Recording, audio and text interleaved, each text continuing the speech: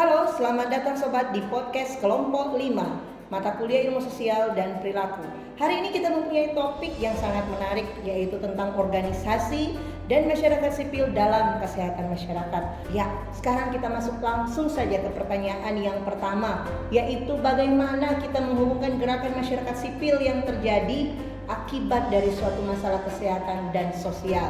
Dan akan langsung dijawab oleh saudara Geraldi. Silakan. Gerakan kepedulian sosial dapat terjadi karena respon stigmasi masyarakat untuk penduduk yang menghidap suatu penyakit, di mana sebagai contoh kasus social movement yang sangat penting dalam 2 dekade ini yaitu berkenaan dengan penyakit HIV, di mana gerakan hak asasi untuk AIDS menjadi contoh bahwa orang sakit mendapat stigma sehingga mereka kehilangan hak asasi mereka dalam sosial dan kehidupan dari publik. Kemudian dari masalah sosial tersebut yang dialami sebagian orang akibat dari penyakit yang mereka alami, maka muncullah gerakan-gerakan masyarakat sipil.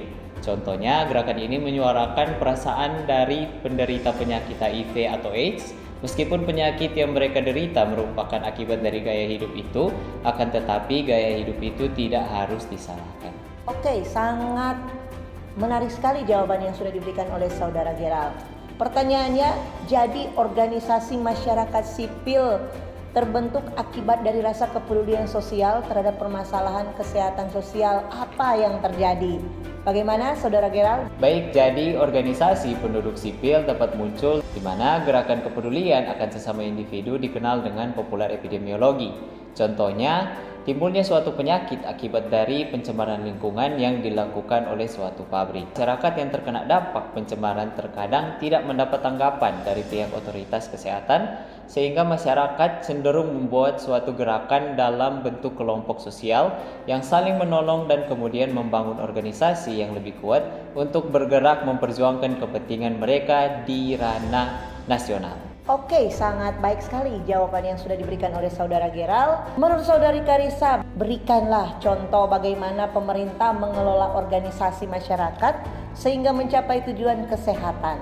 Disilakan kepada saudari Karissa untuk menjawab. Jadi untuk contohnya ialah seperti gerakan pemberantas sarang nyamuk, di mana pemerintah menggunakan gerakan sosial sebagai cara untuk mengingatkan penduduk terhadap masalah penyakit dan mendorong agar bersama-sama memecahkan masalah tersebut berdasarkan kemampuan dari masyarakat. Dengan kegiatan yang berpusat pada masyarakat, maka suatu program kesehatan pemerintah menjadi lebih dekat dengan masyarakat yang merasakan dampak penyakit.